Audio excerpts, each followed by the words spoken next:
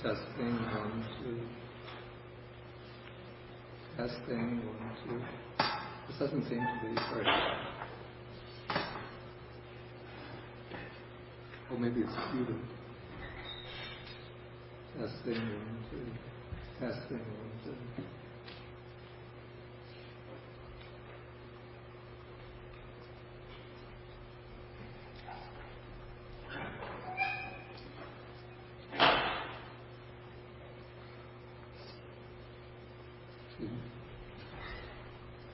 Testing, 1, 2.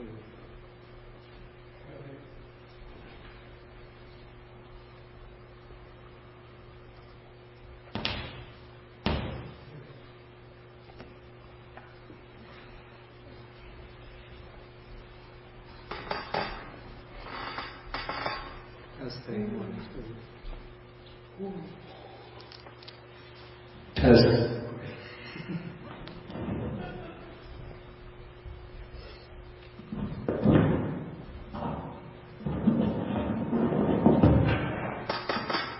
Testing, 1, 2, 3.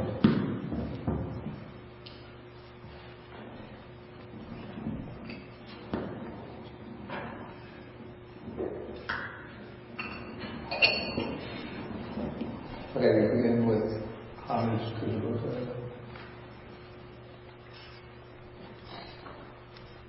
Namo tassa bhagavato arahato samma sambuddhassa. Namo tassa bhagavato arahato samma sambuddhassa. Namo tassa bhagavato arahato samma sambuddhassa.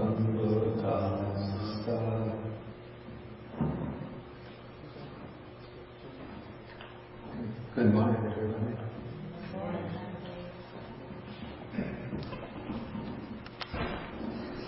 Okay, today we will be taking Sutta number 26 in the Majjhima Nikaya. This is called the Ariyapariyesana Sutta, which means the noble search. And this is a story about the Buddha's own quest for enlightenment. And so I will weave together this sutta together with passages from another sutta, number 36, which also deals with the story of the Buddha's quest for enlightenment.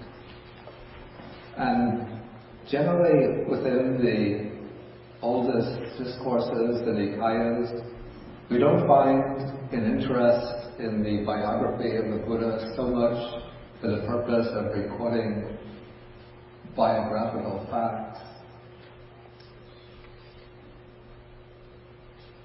Has that been working? We got it. Okay, so we don't find an interest in the life of the Buddha from the standpoint of recording biographical facts, but certain stories about the Buddha's quest for enlightenment and his activities are given in a way to set up, you might call this a kind of paradigm or a model, or it serves as an example or model for the followers of the Buddha's path. So we could say that the life of the Buddha serves as a supreme example, the supreme model of a life which is dedicated to enlightenment, to realization. Okay, so the sutta begins one time when the Buddha was living in the town of Savatthi, and then there was a group of monks who apparently they might have come from elsewhere, because they say that they had not heard, for a long time they had not heard a discourse from the Buddha himself. And so they go to the Buddha's attendant, Venerable Ananda, and ask whether they could have that privilege of hearing the Buddha give a discourse. And And then Ananda indicates to these monks, he says, you should go to the hermitage of a Brahmin named Ramaka. And then he says, perhaps you will get to hear a discourse from the Blessed One's own lips. In other words, Ananda is giving them a kind of hint that he is going to take the steps in requesting the Buddha to give a discourse for the sake of those monks. Okay, so then in the evening, or the afternoon, the Buddha and Ananda, they go to another place in Savatthi called the Eastern Park. They spend the day there. And then in the evening, when they get up from their meditation, they go to a place, to the bathing place. Then after their bath, the Venerable Ananda says to the Buddha, in fact he says, let's go to the hermitage of the Brahmin Ramaka. And he praises this place in a way to try to persuade the Buddha to go there. The Buddha agrees by silence, and then they go to the hermitage of this Brahmin. And now when they arrive, then these monks are sitting in the hermitage. They've already gone there, and so they're discussing the Dhamma. Then the Buddha enters, and then he asks, what is the discussion that you were engaged in just now? And then the monks say that our discussion was about the Buddha himself. Okay, then the Buddha says, good monks, then he makes an important statement.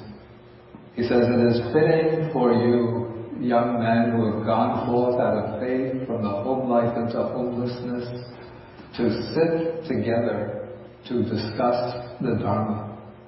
When you gather together, you should do either of two things. You should hold discussion on the Dhamma or maintain noble silence. 掌权法师现在在哪里？你们要告诉他，今天上课你睡怎么样？我们睡，我们要一起来，要两个东西要做一个，我们要说法，还是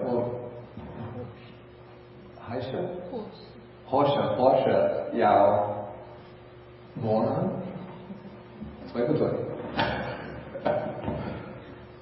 我想他说话太多。Okay, so when you sit together, you should do either of two things. Either hold discussion on the Dhamma, or else maintain noble silence. Very important instructions, because in monastic circles these days there's a tendency not to pay much attention to it. Okay, so now the Buddha is going to come into the main part of the discourse. He speaks about two kinds of searches, or we say two kinds of quests. Here, the Pali word that's used is the word that comes, it's the title of the sutta. The word is Pariyesana, which means seeking, questing. And so the two kinds of search are called the noble search and the ignoble search. And so the noble search is Ariyapariyesana, and the ignoble search is Anariyapariyesana. Okay, so these are like the Buddha's here setting up like two aims, two aspirations for people. So first he takes the ignoble search. What is the ignoble search? Okay, someone who is himself subject to birth, seeks what is subject to birth, being himself subject to aging, seeks what is also subject to aging, being subject to sickness, to death, to sorrow, to defilement. He seeks what is also subject to defilement. Okay, so here I think 6 things are set up. You say 6 imperfections, being subject to birth, aging, sickness, death, sorrow, and defilement or corruption. And so the ignoble quest is to have one's whole life center around acquiring more and more of these things that are marked by these 6 characteristics.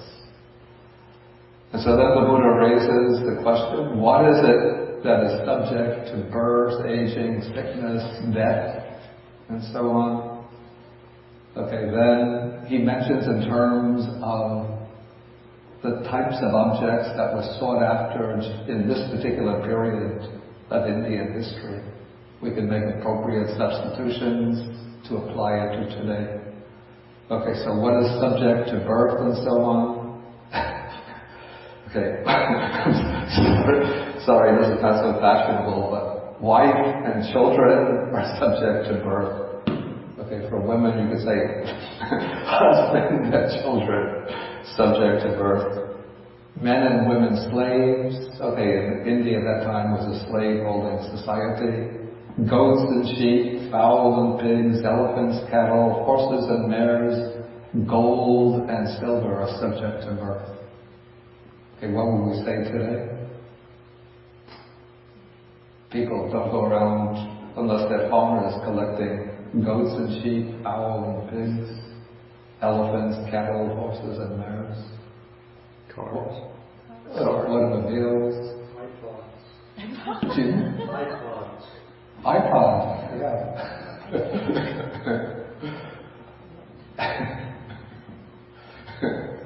Somebody gave me an iPod about 2 weeks ago. I looked at it and thought, too complicated. iPod, what else? Stocks, bonds, securities. Yeah, exactly. Stocks, Cayman Islands. Yeah, that's what you want. stocks, bonds, securities. Yes, accounts in Switzerland, Cayman Islands. Canada. Accounts in Switzerland. Yeah, Cayman, what are Cayman Islands? Caymans are better. We Cayman. can't see them. They're like secret accounts. Oh, really? Oh, yeah. How do you get one? Very wealthy. You have to be very wealthy. State legislatures. Okay, so stocks, bonds, assets, credit defaults, mortgages. Okay, so there are many things that people want boats now, private, their own little boats, yachts. Plastic surgery, Botox. See that? Is it plastic surgery? Botox, that people do that. Yeah, plastic surgery. 100-year-old eggs. 100-year-old eggs. 100-year-old eggs. It's a delicacy. Oh, really? Never heard of it before. Fine wines and liqueurs, yeah. Caviar. Okay, then he uses very important words for understanding the early text. These acquisitions are subject to birth. Word in Pali, it's very difficult to translate adequately into English.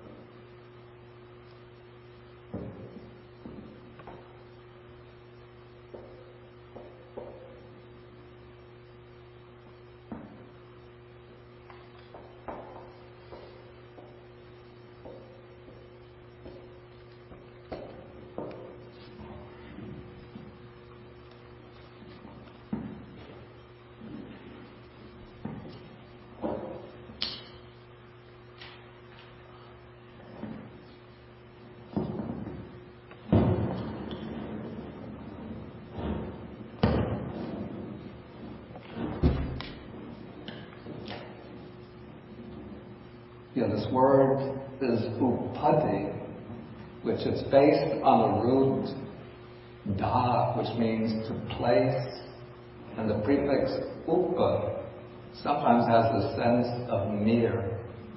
So upadi would be literally things that are placed near oneself. And so it comes to take on the meaning of things that one acquires, things one possesses. We might even translate, in fact, more recently I've been translating the word as assets, things that one takes upon oneself and acquires possession over. And then this word comes to be used in different ways in different contexts, so that the word upadi can mean, on the one hand, it can mean material possessions. It can also mean the things that constitute our own being, which are the five aggregates. The five aggregates are called upadi, because those are the things that one takes upon oneself, one's most intimate possessions.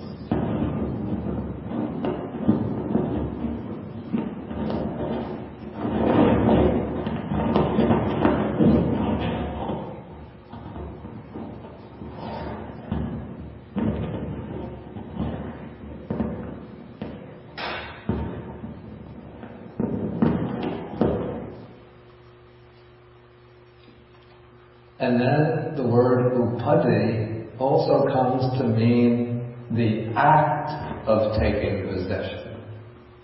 So it's the act of acquisition. So it has this sort of double meaning. On the one hand, it's the things that one takes possession of, the objects of acquisition, the objects of attachment, and also it is the act of acquisition, the act of claiming possession. And then we find in the text there's a word based on upadi, it's the negation of it, nirupadi, which I wrote on the board.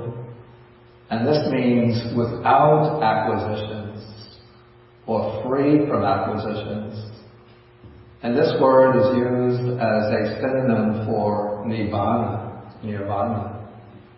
So nirvana is nirupadi, because one who has attained nirvana doesn't take possession of anything, doesn't claim possession over anything. And we could say inwardly this person has cast off all acquisitions, the act of acquiring things.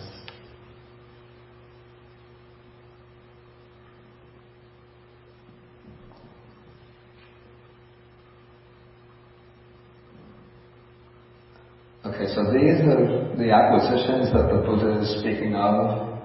And then the Buddha says, one who is tied to these things, we could say addicted to these things, who is tied to these things, infatuated with them, then here I would maybe change this to and addicted to them, being himself subject to birth, seeks what is also subject to birth. Okay, so we have all of these possessions, prized possessions, assets, things that one acquires.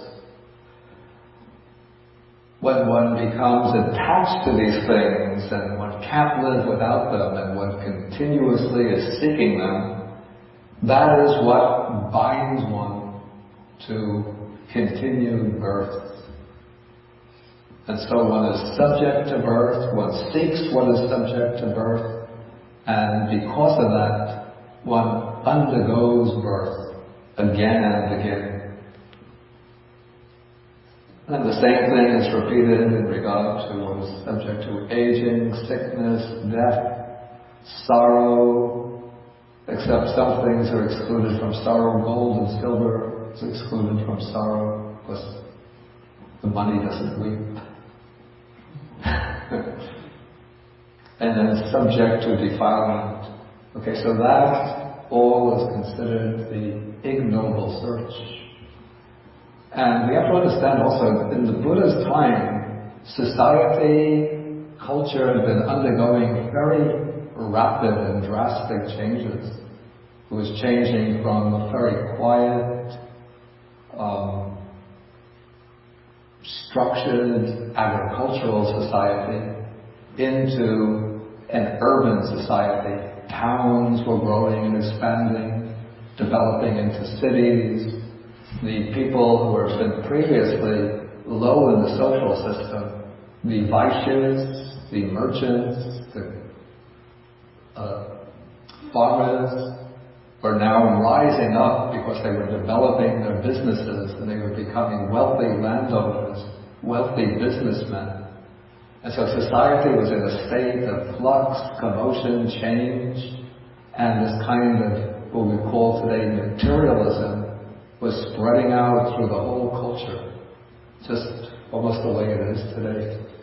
So we should imagine that ancient Indian culture was always a very deeply religious and spiritual culture, but there was a kind of growing materialism that was spreading and changing the whole face of society. And the Buddha would have observed this. Probably it was one of the spurs that induced him to leave the worldly life and become a spiritual seeker. Okay, so that is the ignoble search. And now the Buddha is going to contrast that with the noble search. Here I come to paragraph 12. So what is the noble search? Here, someone being himself subject to birth, having understood the danger or the drawback, the defect in what is subject to birth, seeks the unborn supreme security from bondage, nirvana. Okay, here we have another important term in this sentence. The word is it's the Pali word that's translated danger. This is the word adinava.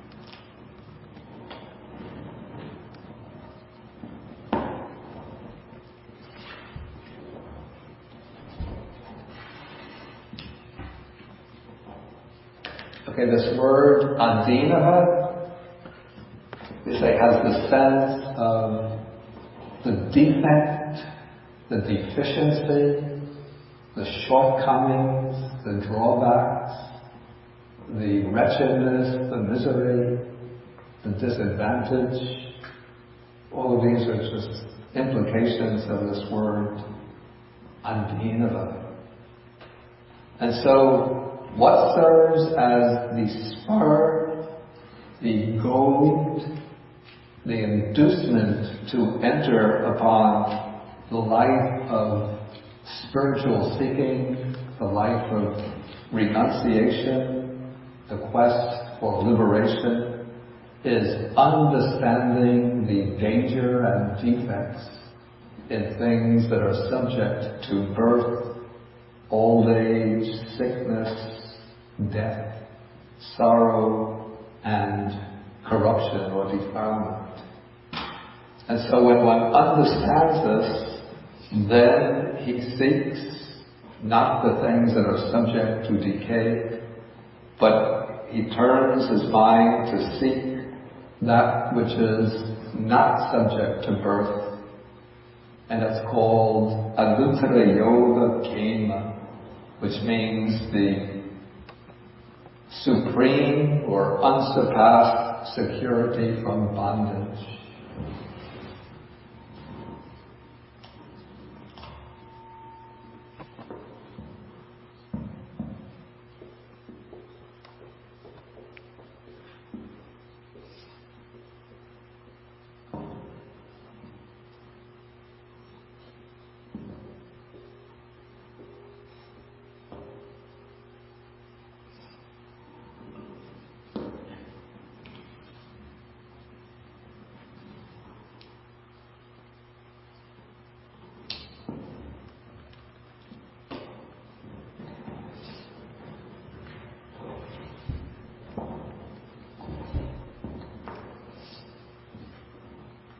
Yeah, the word yoga here, it's the same word that eventually came to be applied to these physical exercises that we now call yoga. But the original sense of the word yoga was, on the one hand, it meant exertion, effort.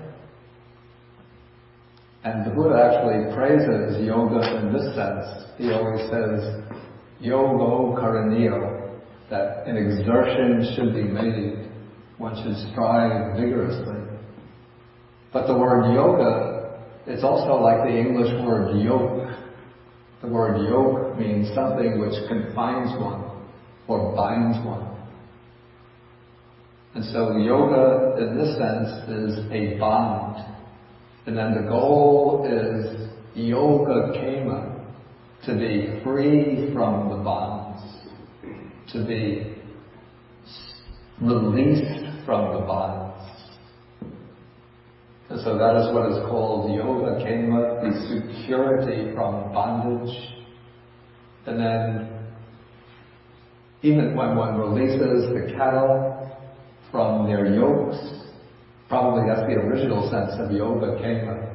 The cattle, the farmer is using the oxen, to plow the field, so he puts a yoke over them. Then when he removes the yoke, the oxen reach a state called yoga kema. They're released from the yoke, released from the bond. But the Buddha speaks about anuttara yoga kema, the supreme security from bondage. And that is nirvana, which is said to be unborn, unproduced, unarisen. And similarly, one who is subject to aging understands the danger in what is subject to aging. So he seeks, again, nibbana, which is free from aging. Again, it's free from sickness. It's the deathless. It's the sorrowless. And it is the undefiled supreme security from bondage. So that is called the Noble Search. Okay, at this point I'll ask whether there's any questions based on what I've covered so far.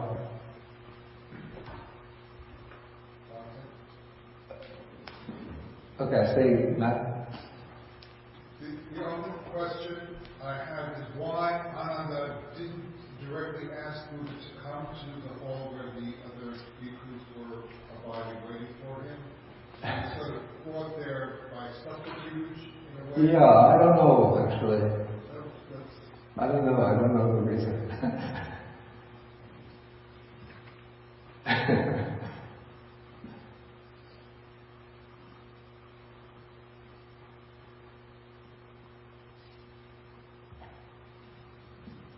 Any other questions? Okay, please, Sorry, I just had a thought. Maybe that was Ananda's way, because sometimes Ananda could make the Buddha do things Buddha didn't want to do. Usually out of kindness for other people. Yeah. He was very respectful of the Buddha, but he could also, in his own way, kind of be like, what about this? What about this? What about this? So you get that sense. Maybe sort of it doesn't seem that Ananda is giving orders to the Buddha. I mean, sometimes he's direct, but sometimes he just, if he wants something done, he'll get it. That's what I've understood. Yeah. later in the sutta, there's a section where the Buddha says, I'm giving up, I'm being passive, I'm not doing anything direct, and maybe this is a parallel to that, where the Buddha speaks of passive, allowing this to happen rather than... We'll see, I'm not so sure. Okay, anyway, let us go on. There's a question from the internet, but it's about rather technical, about usage of Pali words, so I don't want to go into it now. Okay, so now the Buddha has set up this contrast between the two kinds of quests, the ignoble quest and the noble quest. And now the Buddha is going to relate this to his own life story, which is interesting here, because you see the Buddha is setting up first the contrast between these two types of, these two types of orientation in life.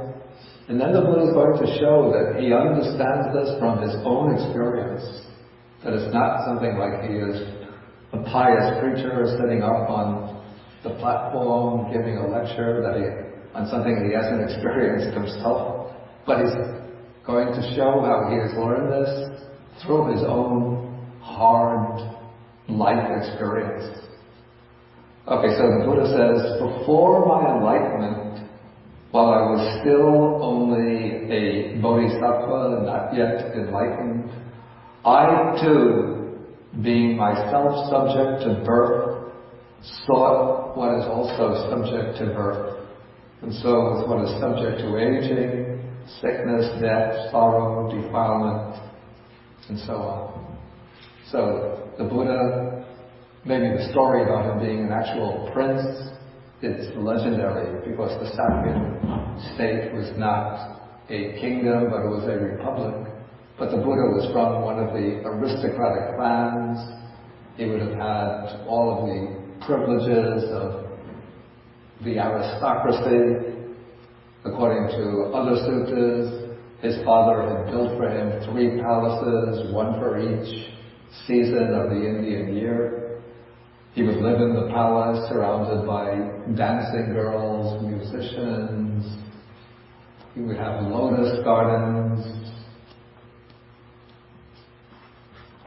Certainly he would be eating every day the most delicious food. No worries, no cares, no troubles. Then when he was 16 years old, he was married. And probably as a young man, he was still not satisfied with all of this, but he would always have been seeking more because that was the temperament of the Kshatriyas, the warrior class in India. But at some point, the Buddha then, the Bodhisattva, began to question himself and to ask, why, being myself subject to birth, do I also seek what is subject to birth, and so on. Then he says, suppose that I go out, now that I've seen the danger in what is subject to birth, let me go out to seek the unborn supreme security from bondage, nibbana. Okay, so this is the way the Buddha is reflecting. You know, in the legendary life of the Buddha, we have this told in the form of the legend that the Bodhisattva didn't even know that there was such a thing as old age, sickness, and death. But one day, out of curiosity, he wanted to see what life was like outside the palace. And so he asked his father, please let me travel outside the palace. His father cleared up the whole city, gave orders, get rid of all of the old people, no sick people, no funerals to stay. And so when the Bodhisattva went out, there were all young, beautiful, happy people applauding him and cheering him. But then suddenly, out of nowhere, there appeared an old man walking on a stick, then a sick man lying on the side of the road, trembling and weeping, and then a funeral took place with a corpse being carried to the cremation ground. So that is, we call this the legend. It's a kind of external representation of what is really going on in the bodhisattva's mind, which is reflecting deeply on the real facts of life, reflecting on birth, old age, sickness, death, sorrow, and defilement. Okay, so then he says, a little sometime later, while still a young man in the prime of life, though my mother and father wished otherwise and wept with tearful faces, I shaved off my hair and beard, put on the kshaya, it's not really yellow, it's a kind of brownish orange robe, and I went forth from the home life into homelessness. Okay, during the Buddha's time, and probably going back even several hundred years earlier, it was the custom for those who wanted to realize truth, to achieve liberation from the cycle of birth and death, to leave the household life and take on the lifestyle of what is called a samana.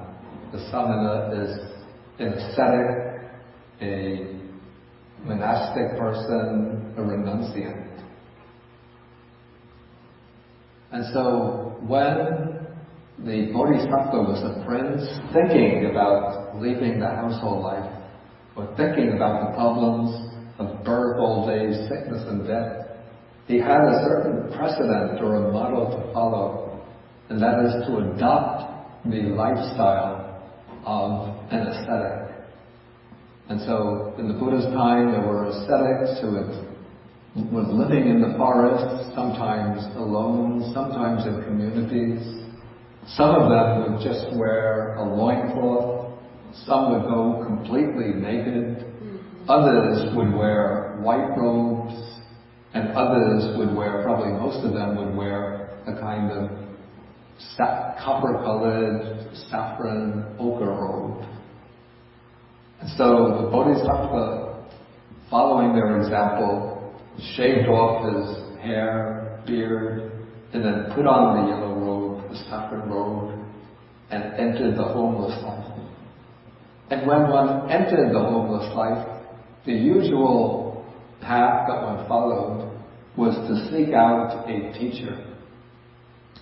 One would be looking for somebody who knows the way to wisdom, somebody who knows the way to enlightenment.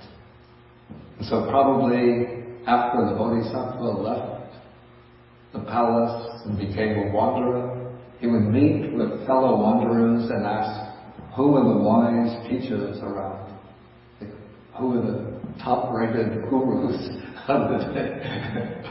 And so people would make some recommendations to him, and one of the people that he must have heard high praise of in different circles was a man named Alara Kalama. Okay, so now the Bodhisattva comes to Alara Kalama and he says, I want to lead the holy life in this Dhamma and discipline. And it's interesting that the text uses this double expression here. In Pali, the word is Dhamma Vinaya.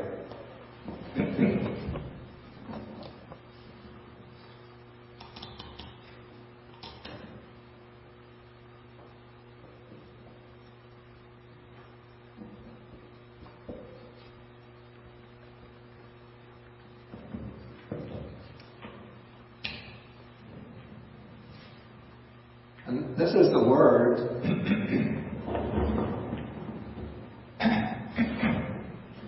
that the Buddha applies most often to his own teaching.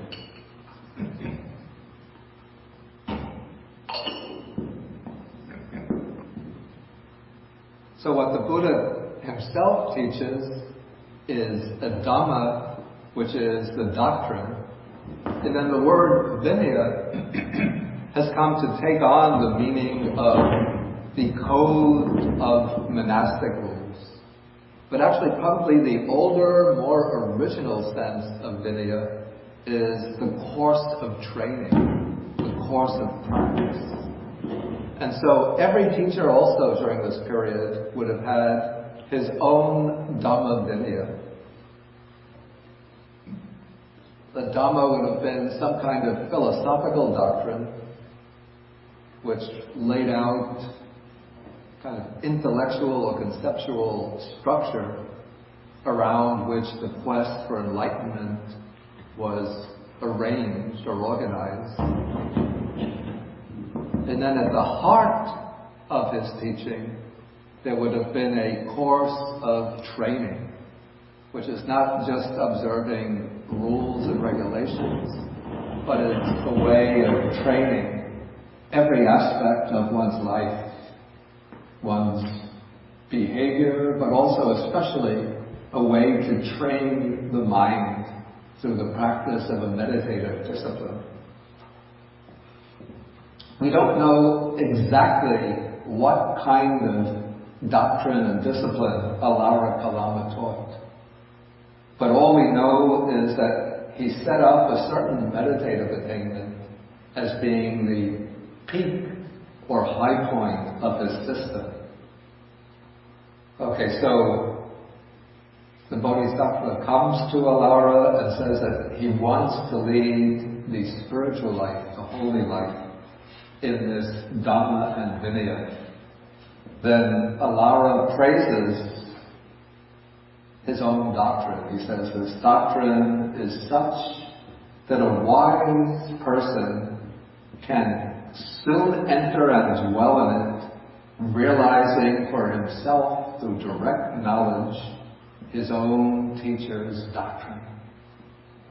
In other words, here Alara, I think this is an important point when we consider the later development of Indian spirituality, in which there's a lot of emphasis upon submitting to the Guru, surrendering to the Guru, venerating the Guru.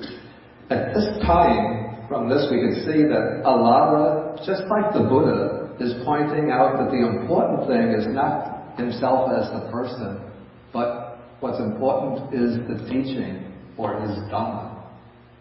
And he's also saying that I'm not the only one who has realized this, but any wise person who practices diligently can realize this same goal for himself.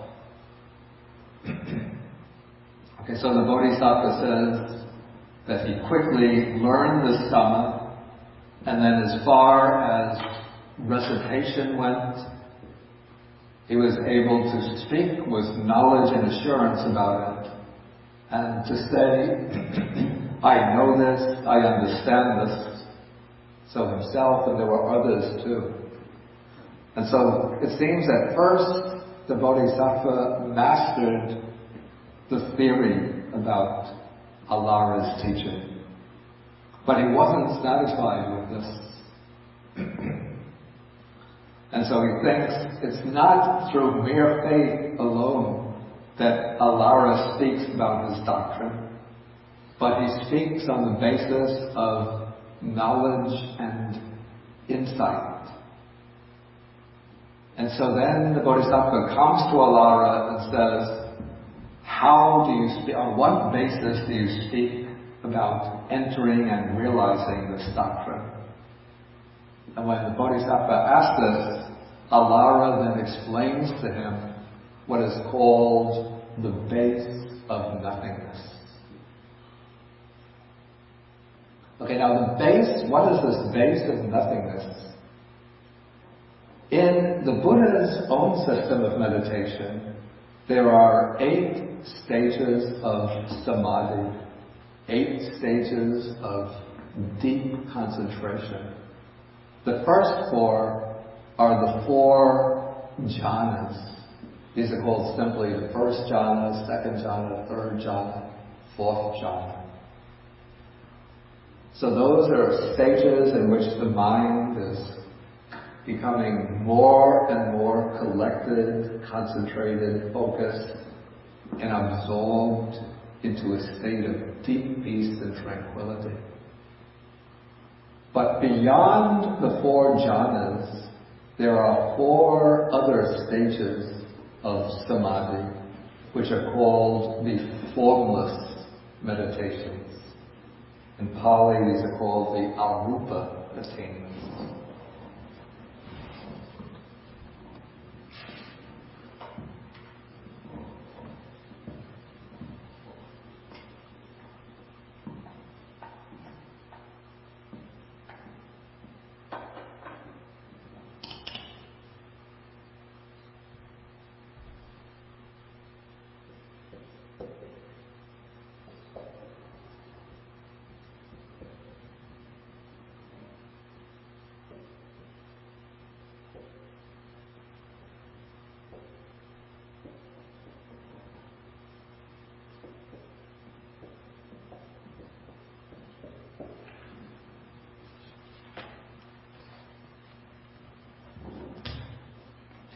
These are called arupa samapatti.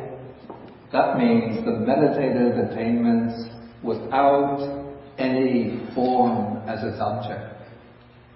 The jhanas have some kind of visible form as their object, like a bright, beautiful, radiant light. But in the formless attainments, even that beautiful, bright light vanishes, and there is an absorption of the mind without any kind of visible form for the mind to latch onto. And so the 4 formless attainments, the lowest is called the base of infinite space. So all form drops away, and there's just left a kind of mental perception of the infinity of space. Then going beyond that comes the second level, which is called the base of infinite consciousness. So space drops away, the awareness of space drops away, and the mind focuses upon the infinite expanse of consciousness itself. In the third stage, even consciousness as an object drops away, and there remains what is called nothingness. It's a kind of state without any obstruction, any impediment, any kind of substantial object ahead of it, in front of it. Okay, so Alara Kalama was able to enter into that state called the base of nothingness.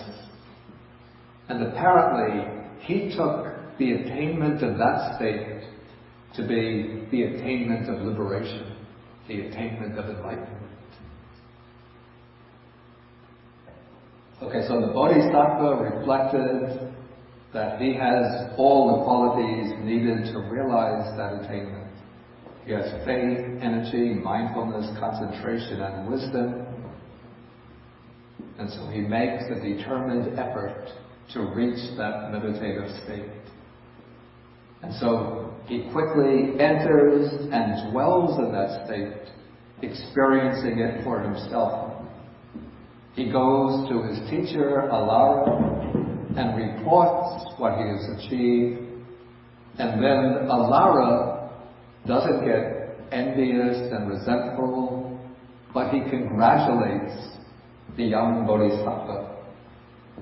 Maybe Alara is an older man, maybe 55, 60 years old. Now that seems young to me. And the Bodhisattva is just 29 years old, maybe 30 years old.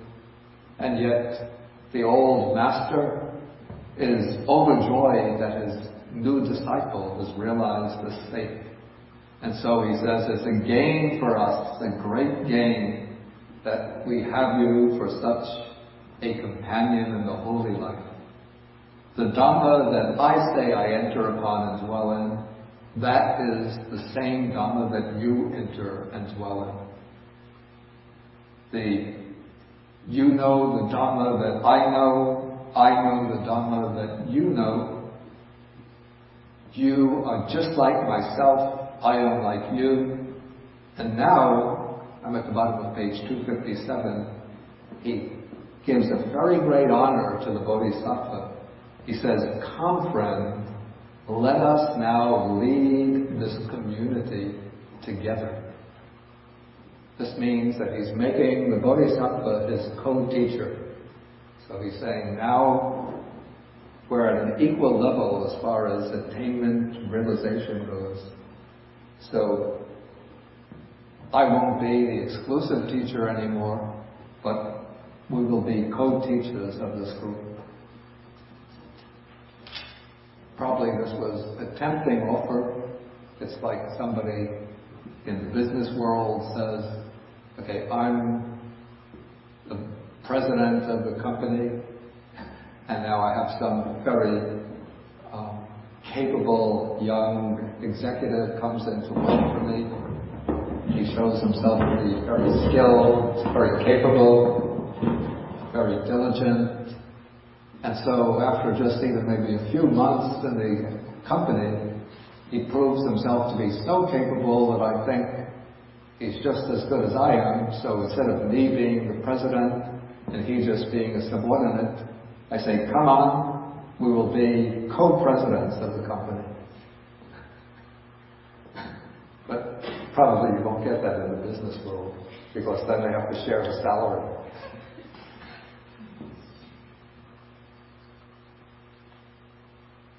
Okay, so the Bodhisattva goes on, he says, now he's speaking to the monks, he says, thus Alara Kalama, my teacher, placed me, his pupil, on an equal footing with himself and awarded me the highest honor. But now the Bodhisattva, maybe he said to Alara, let me think about it for a while, not just accepting it once. But when he went off to reflect, then he thought to himself, this Dhamma does not lead to disenchantment, to dispassion, to cessation, to peace, to direct knowledge, to enlightenment, to nibbana, but only to reappearance in the base of nothingness. Now the word that's translated here, reappearance, actually a better translation would have been rebirth.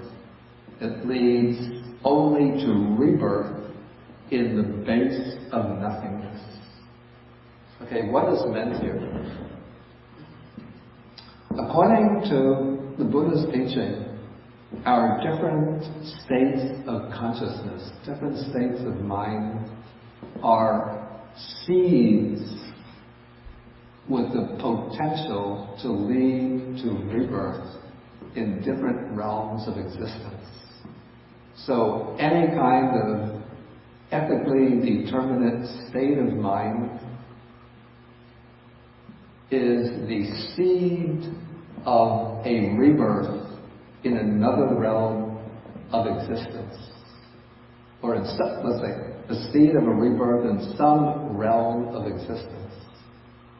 So if I do the types of deeds typical of a hell realm, for example, killing, harming, injuring other beings,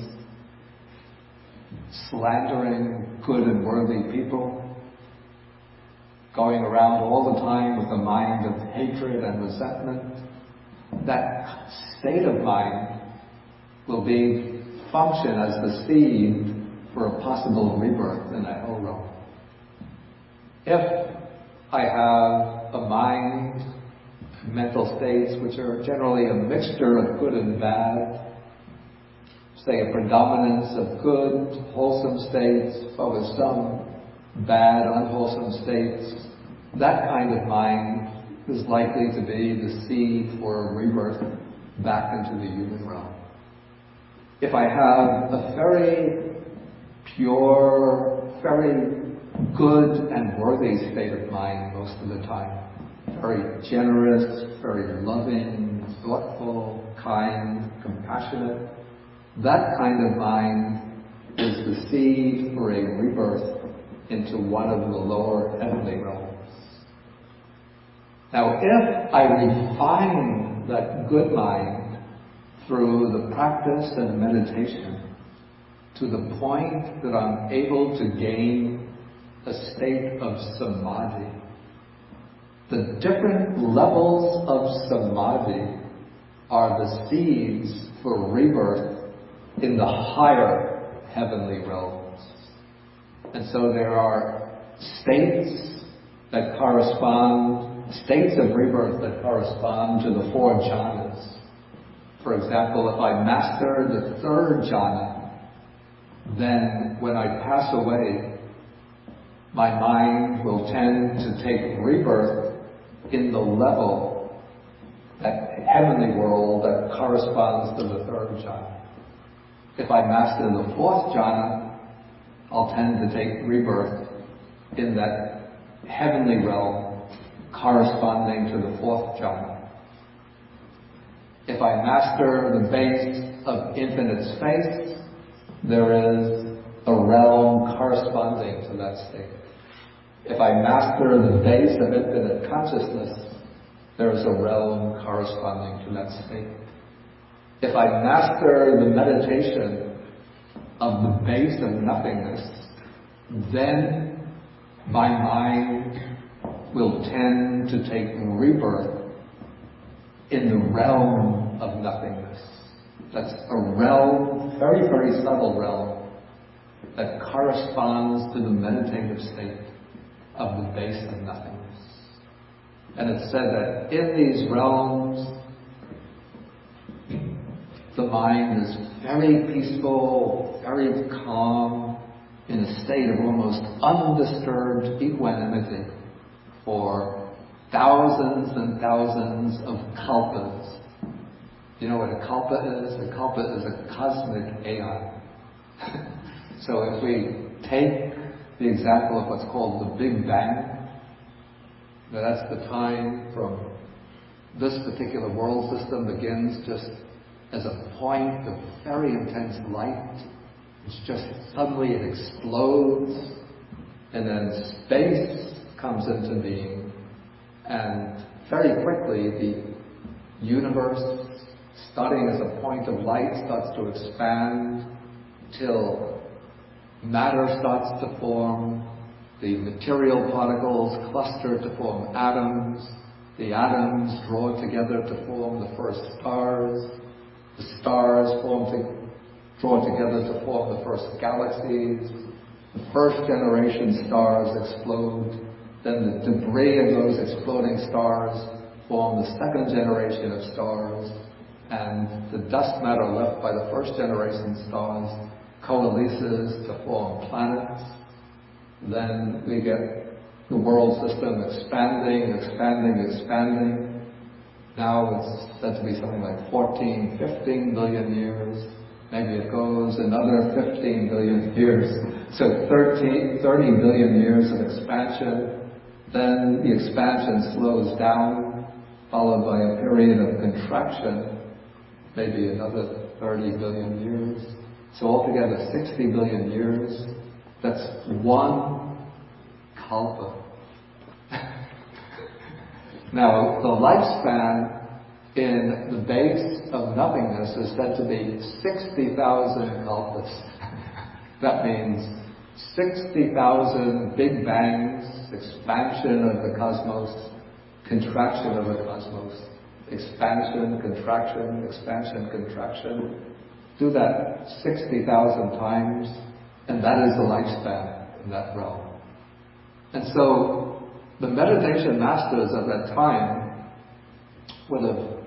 some of them would have been able to enter into that meditative state, and they would have experienced it as so peaceful, so tranquil, completely undisturbed, and they would have had some sense that if I get my consciousness, when this body falls away, my consciousness will go to that realm and remain there forever. That's what they thought. So that is eternity. That is liberation.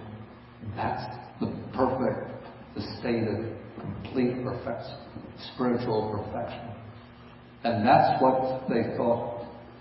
But somehow the Bodhisattva, the future Buddha, probably through his very deep and sharp wisdom, would have understood that this state is not the real liberation, that this is not an eternal state. But after mastering that attainment, one gets reborn there, one dwells there for such an inconceivably long period of time, and then it's a little bit like this thing. Bang! After 60,000 aeons. Bang! Very soft and gentle. Bang! Bang! Emerge. My samadhi. What is that?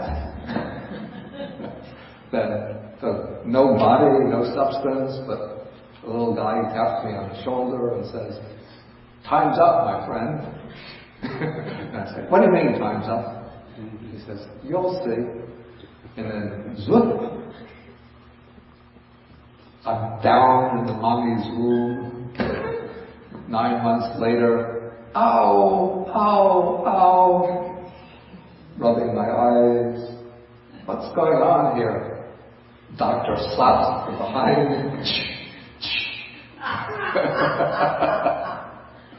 Then I start wailing, "Milk, milk, milk." Then 5 years old, mommy says, "You're starting kindergarten," finished kindergarten, elementary school, junior high, high school, college applications, what graduate school should I go to?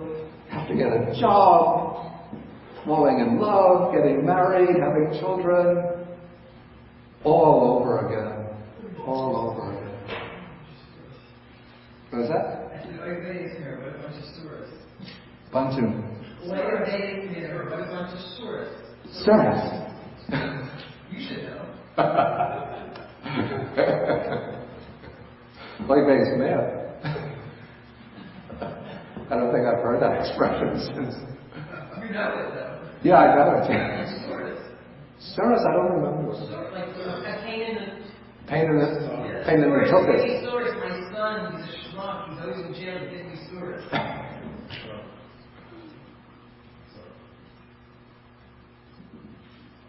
Okay, so that's the way it is, you know, if you get into the base of nothingness. Okay, so the Buddha would have maybe been reflecting on, oh my God, I have to apply to college again? Grad school? I don't want that anymore. So he thought, enough with this Dhamma. Okay, so then he was dissatisfied with that, disappointed, he leaves. Okay, so then still searching, again he's probably meeting wanderers, wandering ascetics on the roads, asking, who is the accomplished one? Then they point him to somebody named Uddaka Ramaputta. Uddaka would have been his proper name. Ramaputta means the son of Rama. Now this is important, because the Bodhisattva says, I want to lead again the holy life in this Dhamma and discipline. Uddaka Ramaputta says, you may stay here. Again he praises the teaching. The Bodhisattva learns it. And then now the Bodhisattva reflects.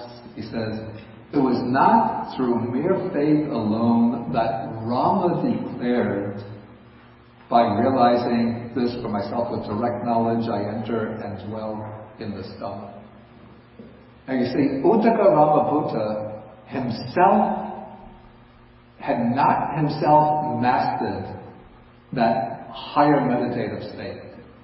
Uddaka is the son of Rama, and he must have taken his own father as his spiritual teacher. Apparently, Rama himself is dead at this time.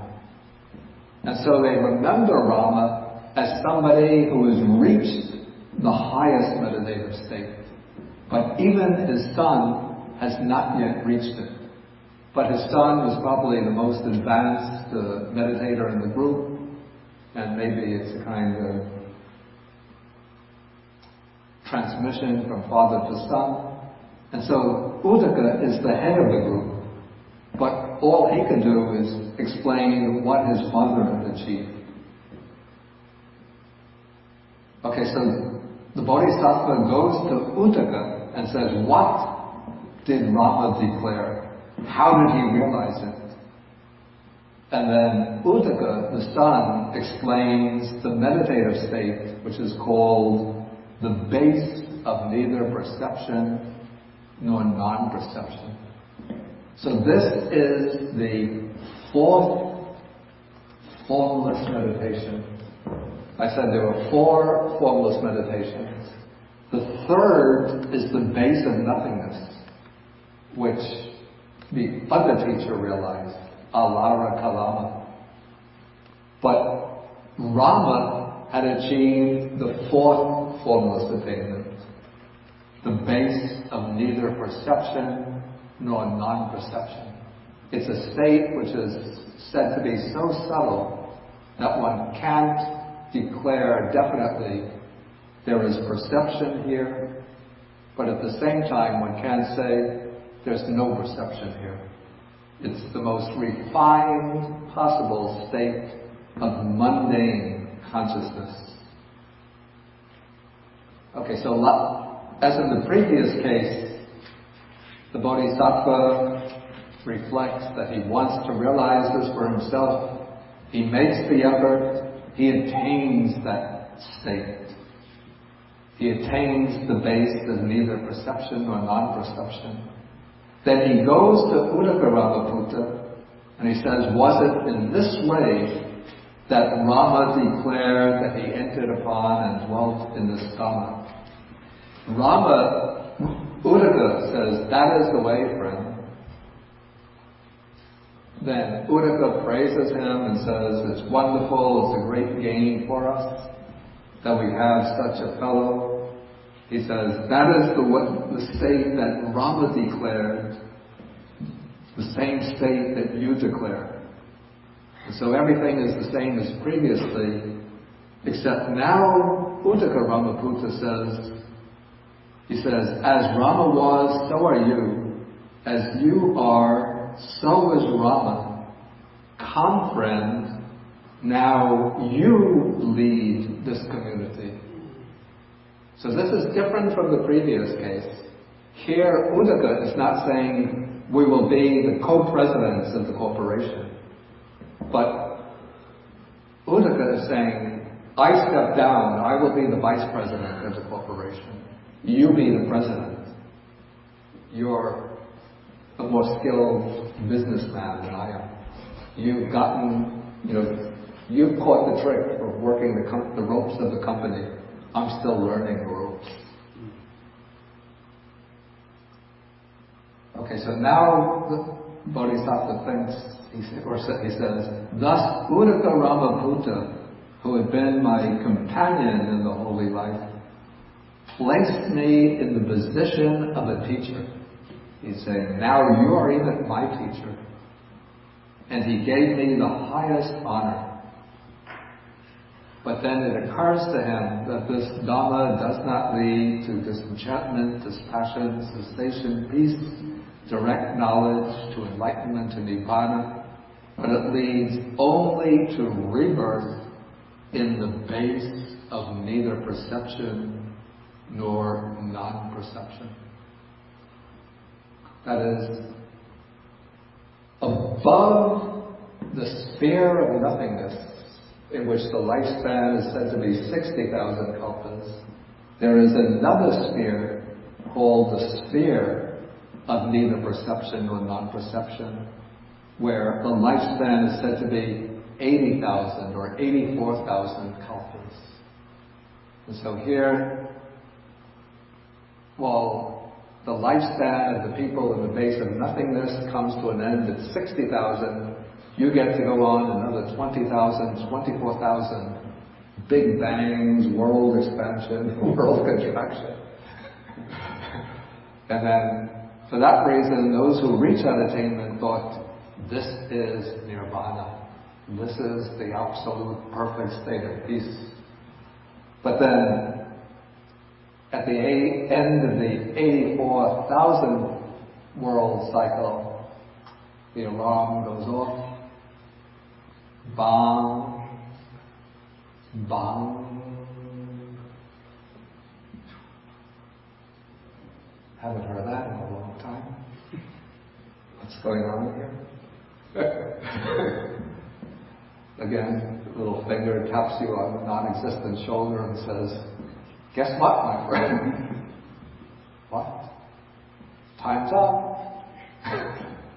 Then, exactly as the 84,000 aeon comes to an end, drop down out of the sphere of neither perception nor non-perception, and back down into the mommy's womb, and out into the world after 9 months, and again, kindergarten, nursery school, kindergarten, elementary school, junior high, college, graduate school, the business world, the professional world, old age, aging, retirement,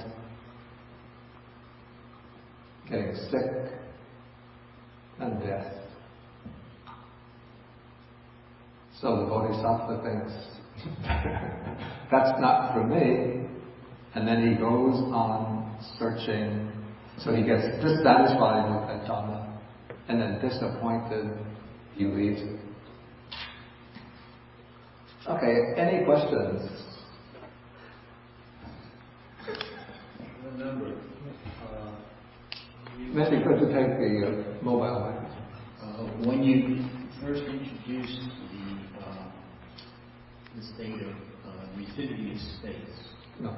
you talked about he had the mental perception. Yeah. And I'm wondering about what the reference for mental is. Is it just cognitive stuff, or is it chitta, or? Of course, it's the citta. The citta is what is aware of the object. The object is said to be the base of the infinity of space. I have other questions, but I don't necessarily have to take them line or. Okay, why don't you just go ahead and ask? You talk about the sphere of consciousness, or the sphere of these. I'm interested in this idea of sphere. Why is that the image or the metaphor? What's the word in Pali there? Okay, the word that's used for that is translated by some as sphere, some as here it's translated base. The Pali word is ayatana.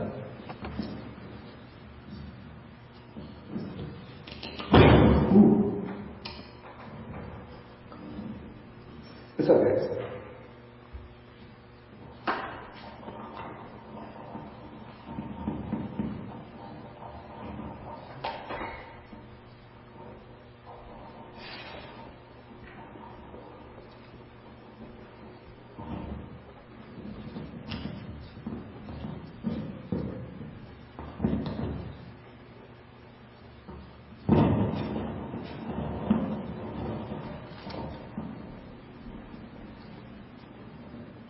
I think the original sort of metaphorical meaning of ayatana is a piece of land which is spread out and extended.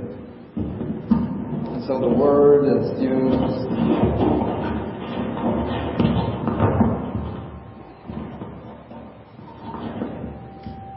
sometimes in relation to a place where, like cattle, certain types of cattle are grown.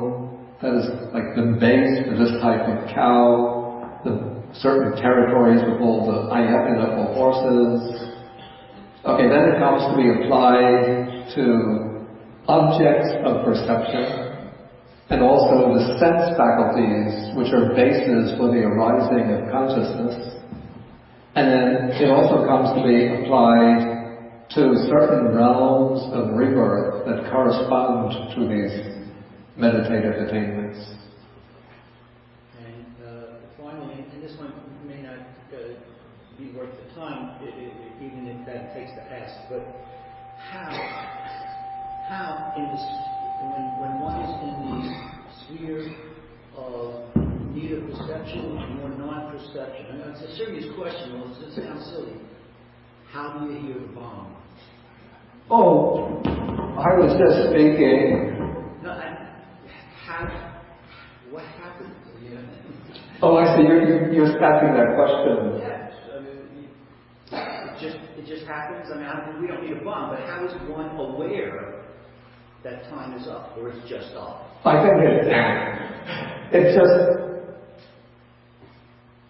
the time just goes by. When the lifespan comes to an end there, then the consciousness falls away from that state.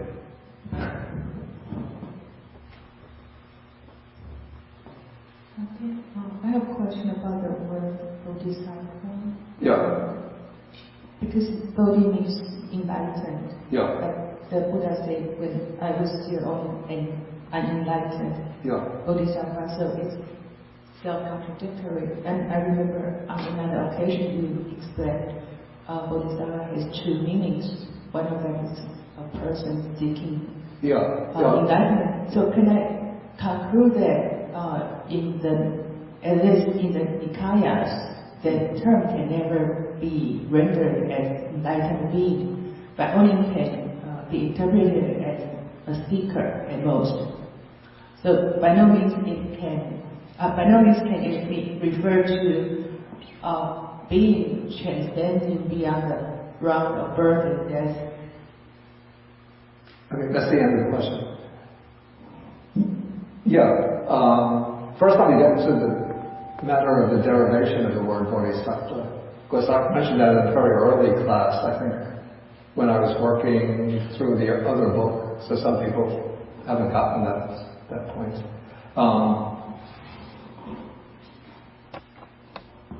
This has to do with the difference between Pali or other Middle Indo-Aryan languages and Sanskrit.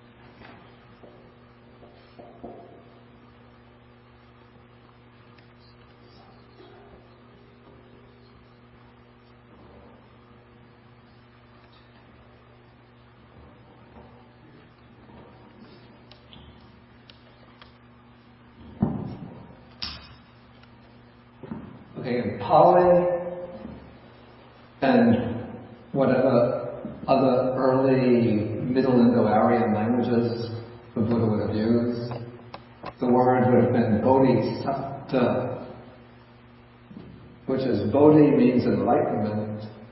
Then the word sattva, it's a little ambiguous in Pali. It can mean, in Sanskrit, either sattva, which means a being. So this would be a being who is not already enlightened, but a being who is seeking enlightenment, the enlightenment of Buddhahood. So a being who is seeking to become a Buddha. But the word sattva is rendered into Sanskrit as sattva. And that is the course that the word took when texts were transposed from the Middle Indo-Aryan languages into Sanskrit. The translators took bodhisattva to mean bodhisattva. But the Pali or Middle Indo-Aryan word sattva could also be or correspond to Sanskrit sattva, which means one intent upon, one devoted to. And so the original word could have been bodhisattva, which in Pali or Sanskrit would have become bodhisattva. But the original intention was lost, and instead it was transformed into bodhisattva. So far there's no way that we can know for sure. But in either case, in the early Buddhist teachings, there's no idea that a bodhisattva, even if it's bodhisattva, is already enlightened. But he's rather one who is seeking to become enlightened. And then when a bodhisattva becomes enlightened, he becomes enlightened as a Buddha. Does that answer the question? But you still said the ambiguity there. There's no. Yeah, it's ambiguous. There's no way to resolve it.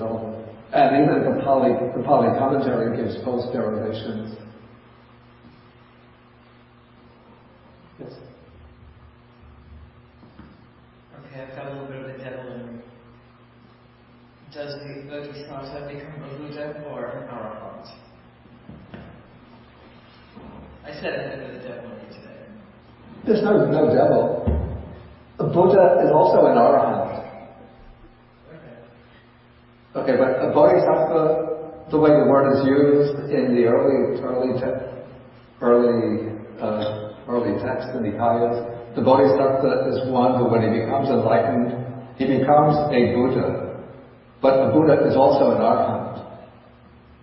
But a bodhisattva doesn't become an Arahant who's not a Buddha. So in other words, the Buddha uses the word bodhisattva to refer to himself or to other Buddhas prior to their enlightenment, when they were on their quest for enlightenment. Okay, let me take some of the internet questions.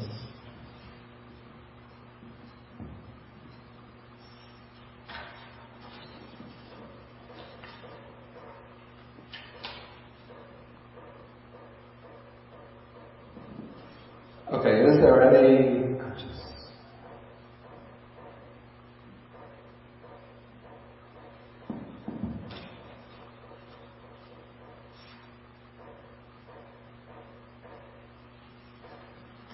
some of these questions are very specialized, so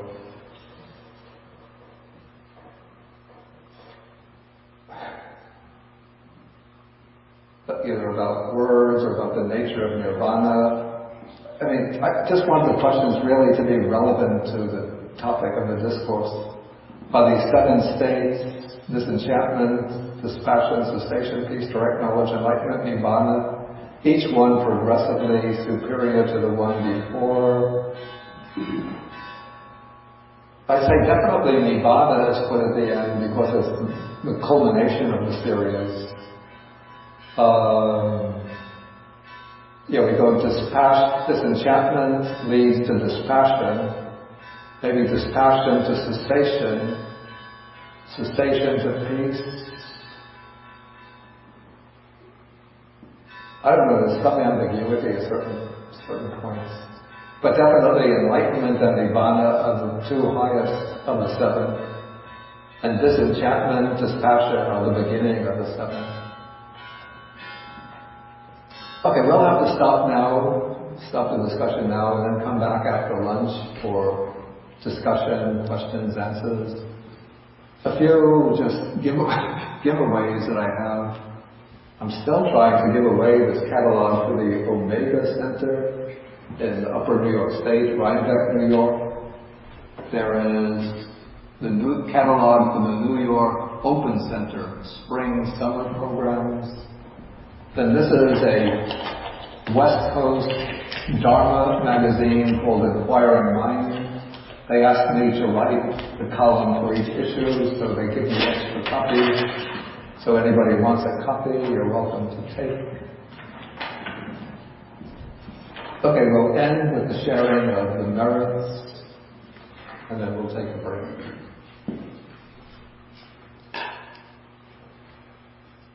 Akasata chabhumata Deva Naga Mahidika Punyantang Anumoditva Chiram Rakantu Sasanam Akasata Chabumata Deva Naga Mahidika Punyantang Anumoditva Chiram Rakantu Desanam Akasata Chabumata Deva Naga Mahidika Punyantang Anumoditva Chiram Rakantu Manparam Ekavatacha Mehi Sampadam Punya Sampadam Sabe Devanam Tu Sabe Bhutam Modantu Sabe Satanu Modantu Sava Sampati Siddhya Pavagupadhaya Vichihitato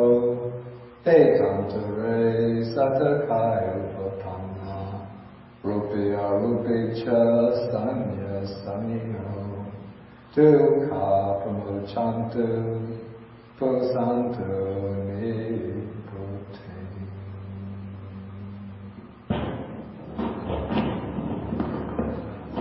Okay, thank you for your attention. And I should mention that next week there is a class here. Try to finish the sutta next week. The 22nd, there won't be a class. The 29th, there'll be a class.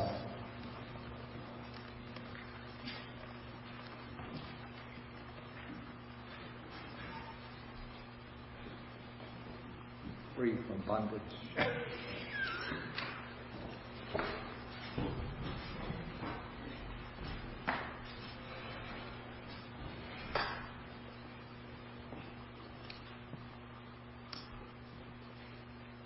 Okay, we end with 3 half hours.